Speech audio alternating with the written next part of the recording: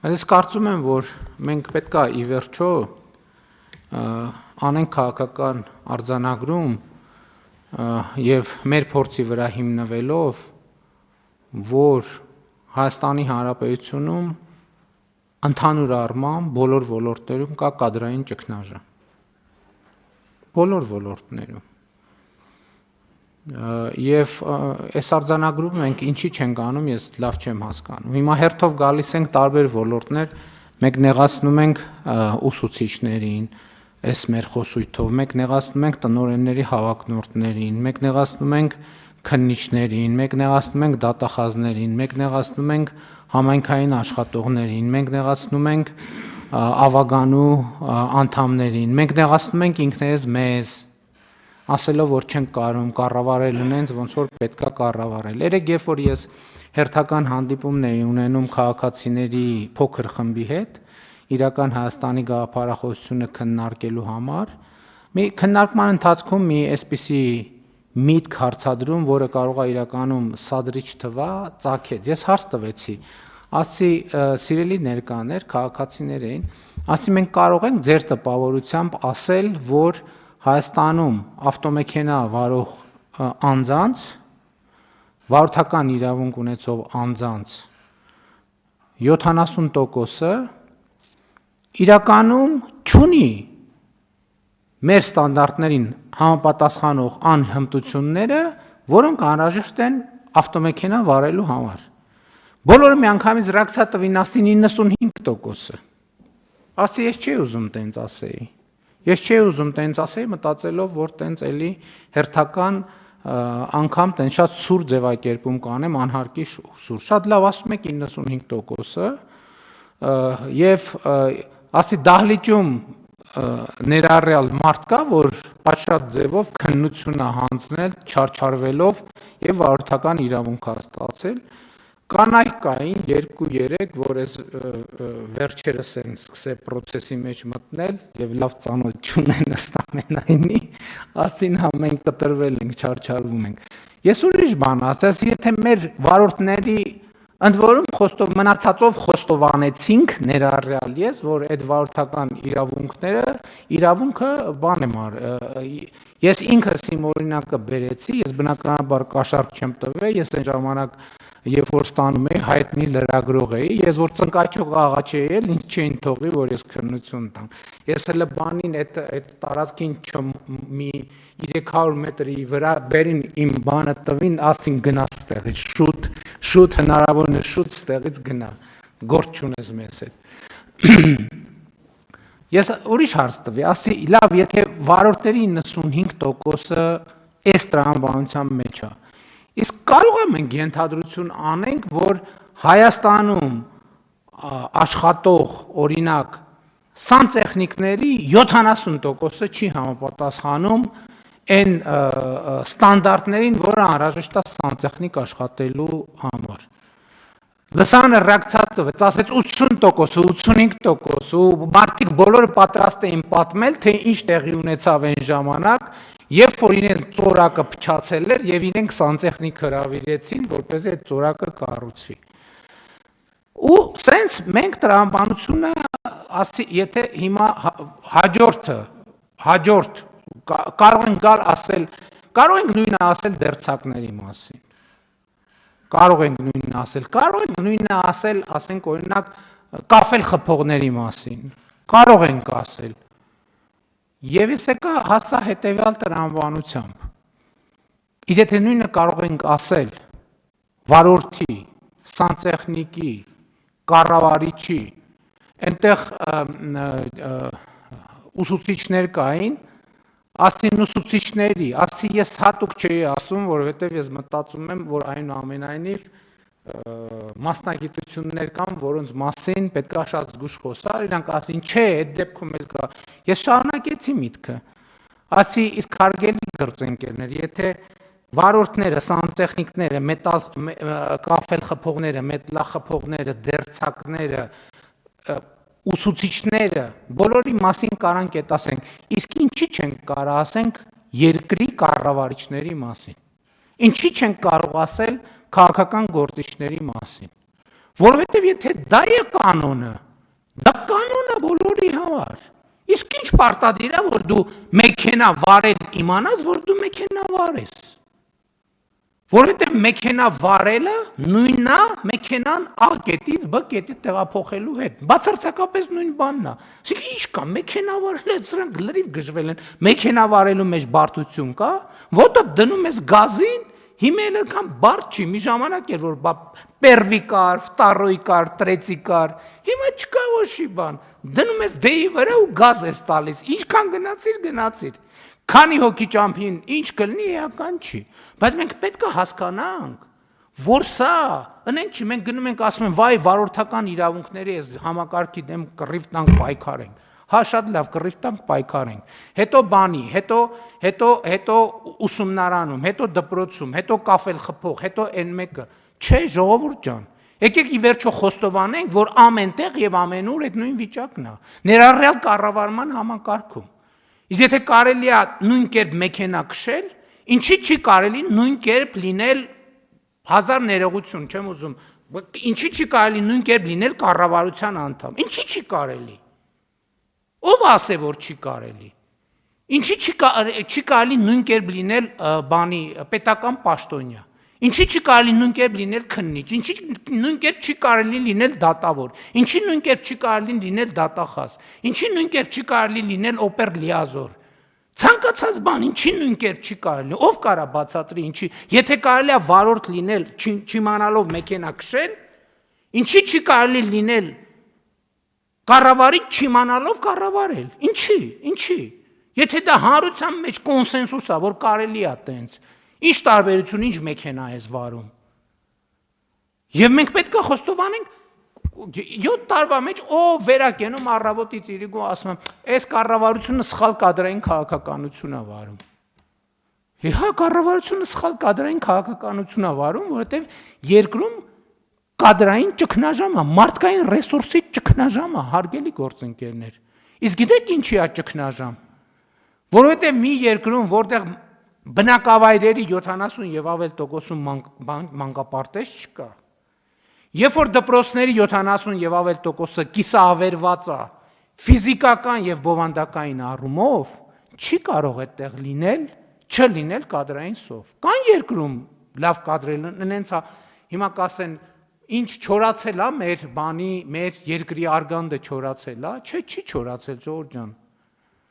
Կան լավ կադրեր, այո, կան լավ կադրեր։ Փոքր խումբ, որոնք 1, 2, 3, 4, 5, 6, 7, 8, 9, 10 միլիոն դրամով աշխատում են Հայաստանում, Հայաստանից դուրս։ Եվ չեն էլ գա աշխատեն կառավարությունում, հələ մի բան չի, 400-500 հազար դրամ ստանան, ամեն ստացած կոպեկի հետ էլ անեցքը հետը տանեն տուն։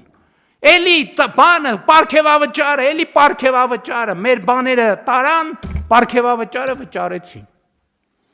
Եվ ինչի պետք է, սա շատ լավ տեսարան է, շատ լավ, բայց սա ուրիշների մասին չի, ժողովուրդ ջան, սա մեր մասին է։ Հերիքա այդ բանը, այդ սրբազանացման բանից պետքա դուրս գանք։ Մենք մեզ այդ սրբազանացնելու տրամաբանությունից, սա մեր դեմքն է, սա մեր պատկերն է։ Նույնն է մեզ հետ կլինի, եթե մի հատ սենց տեստ է մենք անցնենք, նույնն է մեզ հետ արնելու, խնդրում եմ հանկարծ եկեք բան չանենք, ինքներս մեզ չխաբենք, նույնն էլ մեզ հետ արնելու, նույնն էլ մեզնից առաջների հետ էր ելնելու, ընենք չլինի էլի, նույնն էլ նրանցից առաջների հետ էր ելնելու, որովհետև մենք մեքենա քշել չգիտենք, ժողովուրդ ջան, որովհետև մենք վարորդական իրավունք ստացել ենք նենց, ոնց որ ստացել ենք։ Մնացած ամեն ինչն էլ ենք ստացել, կան բացառություններ, իհարկե կան բացառություններ, բայց բացառությունը ընդամենը հաստատում է օրինաչափությունը։ Եվ եթե մենք այս պարզությամբ եւ այս ուղղությամբ եւ այս ազնվությամբ հարցերին չնայենք, մենք շանս չունենք ընդհանրապես։ Որևէ շանս չունենք։ Մարդը ինձ ես կխելագարվեմ ուղղակի, մարդը ինձ նամակ է գրում, մարդիկ, ասում են, ոնց ասում են, բայց ինձ աշխատանք չես տալիս, պարոն վարչապետ, ասում ենք, նայում եմ այդ տեքստը իմ գրած, 4 նախադասություն է, մեջը 17 հատ ուղղագրական սխալ կա։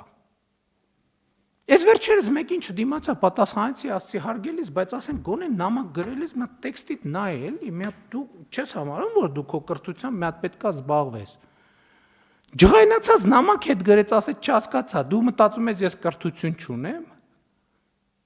Այ որ իմանաս որ տեն չի, կծում եմ դիպլոմս, եւ այդ տեքստի մեջ եւս 17 հատ ուղղագրական սխալով։ Չմտածեք չափազանցնում եմ, եթե ով ուզի կտանեմ ցույց կտամ բանը, իմ բանի նամակների ցանկում այդ նամակը ցույց կտամ։ Բայց սա ուրիշի մասին չի, եթե մենք այս ասելով նկատի ունենանք ուրիշներին, մենք խնդրեմ կունենանք, սա մեր մասին է, սա մեր մասին է, որովհետև առավել եւս եթե մենք ուրիշներին նկատի ունենանք, այս ամեն ինչը մարդիկ կընկալեն որպես վիրավորանք։ Բայց սա մեր մասին է։ Եվ այն խնդիրները, որ մենք ունենք եւ ունեցել ենք, դրա մասին է։ Որովհետև այս խնդրի հետ մենք ամեն օր բախվում ենք եւ շարունակելու ենք բախվել, բայց ինչ անել։ Ինչ անել։ Հիմա կոնկրետ այս դեպքում ես կարծում եմ, այսօր նախարարի հետ մի թեթև խոսել ենք, չենք հասցրել քննարկենք, ես ընդհանրապես ասել եմ, որ այսպեսի բան անցնում մտքովս, որ մենք պետքա նախապատրաստական դասընթացներ անենք,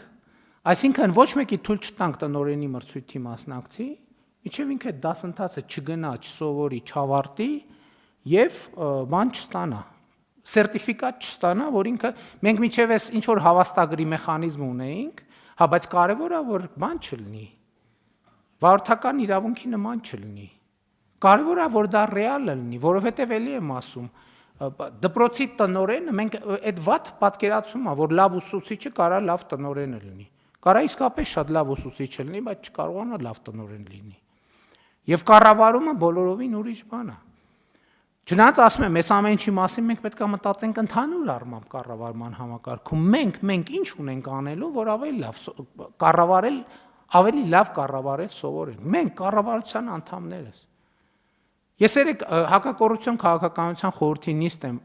նիստի ժամանակ արդեն որ երրորդ անգամ այդ հարցը բարձրացնում եմ։ Մենք հակակոռուպցիոն քաղաքականության ռազմավարությունը ընդունելիս ասել ենք, գրել ենք, ֆիքսել ենք, որ պետք է այդ թվում պետական կառավարման մարմիններում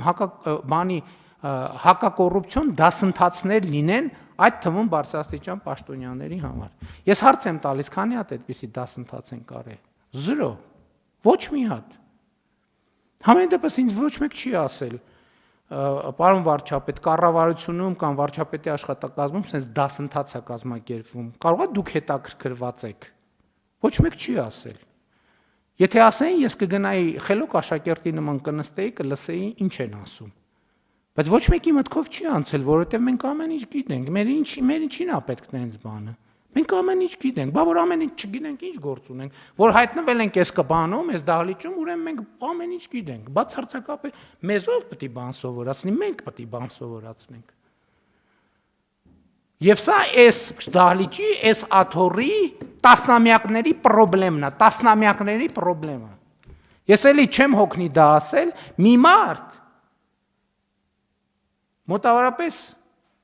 2000 քանի տարի առաջ ասելա ես գիտեմ, որ ոչինչ չգիտեմ։ Եվ մինչև հիմա այդ մարդը փոթորկում է մեր մտքերը։ Իսկ մենք ասում ենք, մենք գիտենք, որ ամեն ինչ գիտենք։ Եվ դրա համար համենայն դեպս մտքերը չենք կարողանում փոթորկել։ Ցանկացած ուրիշ բան փոթորկում ենք, բայց մտքեր չենք կարողանում փոթորկել։ Հետևաբար իմ արձանագրումն էլ ըստ էության այս հարցը իհարկե կքննարկենք, բայց ես առաջարկում եմ, որ մենք դա արձանագրենք, որ Հայաստանի Հանրապետությունում խորը կադրային ճգնաժամ է։ Եվ 4 նախադասություն կամ 5 նախադասություն վարժ ասելու ընդունակությունը չի նշանակում բան գիտելիք, այո, չի նշանակում գիտելիք։ Նույնիսկ գիտելիք ունենալը չի նշանակում գիտելիք, որովհետև գիտելիք ունենալը մի բան է, գիտելիքը կիրառելը երկրորդ բանն է, գիտելիքը երրորդին փոխանցելը բոլորովին ուրիշ բան է։ Այդ մեր կրթության ոլորտում լավ է, որ դրանից եմ ես սովորել անկեղծ ասած, որ ատեստավորման եւ տարակարգի բաները, թեմաները, որ իմանալը ուրիշ բան է, փոխանցելը ուրիշ բան է։ Դրանք կարող են այնքան տարբեր բան, որովհետև կարող ես լիարժեք գիտելիք ունենալ, բայց չունենալ հմտություն այդ գիտելիքը փոխանցել դիմացինի մարդուն, հազար ու մի պատճառով։ Եվ մենք պետք է այս խնդրի հետ առերեսվենք, ու մենք չենք հասկանում, այդ թվում չենք հասկանում, ինչի է որ ոնց, այս դահլիճում որոշում ենք, ստորագրում ենք, հրամայում ենք, ձեռը խփում ենք սեղանին, հուշի բան տեղից չի շարժվում։ Բայց այդ ինչի՞ց է։ Սկզբից մտածում ենք սաբոտաժ է, կարա լինի սաբոտաժի էլեմենտներ, հետո մտածում ենք ուրիշ բան, հետո մտածում ենք երրորդ բան, հետո մտածում ենք չորրորդ բանը։ Դες մի հատ ման կա, լավ ստեղծագործություն կա, որ հեղինակին չեմ հիշի, կոչվում է կարծեմ ընթերցողը։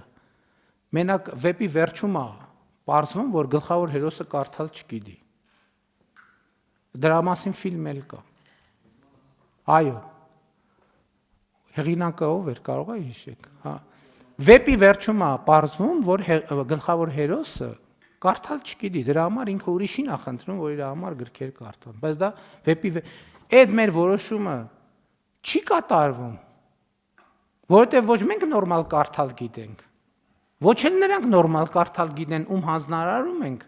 ոչ էլ նրանք նորմալ կարդալ գիտեն, ով պիտի այդ ամեն ինչը իրականացնի։ Ասածս կարա չափազանցություն թվա, բայց կներեք, եթե չափազանցություն թվա, այդ ֆունդամենտալ պրոբլեմա է այդտեղը։ Երբ որ մենք չենք կարողանում ախտորոշել մեր պրոբլեմը։ Եվ պատահական չի, որ այն մարդը, որը 4 նախադասության մեջ 13 սխալ գրում է, կարող է հիմա ինքը խորանանք, ինքը 50 ուրիշ պաշտոնյայի անուն տա, իր ճանաչած, որ մի այդքան էլ սխալներ իրանք են անում այդ նույն տեքստի մեջ։ Ու կարա պարզվի սա իրականություն է։ Եվ հետևաբար եկեք ես առերեսվենք այս խնդրի հետ, բայց ես առաջարկում եմ Տիկին Անդրեասյան այդ թեման մի հատ քննարկել, որ մենք ուղղակի մարդկանց օգնենք, որովհետև հա եկանք ասցինք 100-ից այսքանը այսպիսին է, այնքան է, այնպիսին է, մենք էլ այսպիսին ենք, բայց նիհիլիզմի մեջ կընկնենք, այն ժողովուրդ ջան։ Դες նիհիլիզմի հուսահատության, դեպրեսիայի մեջ կընկնենք։ Պետք է օգնենք իրար, իրանք մեզ պետք է օգնեն, մենք էլ իրանց պետք է օգնենք։ Պետք է խնդրենք, աղաչենք, բացատրենք, ներողություն խնդրենք, ինչքան պետք է, բայց պետք է ասենք, պետք է այս ճանապարհով գնանք, ժողովուրդ ջան, ուրիշ ճար չկա։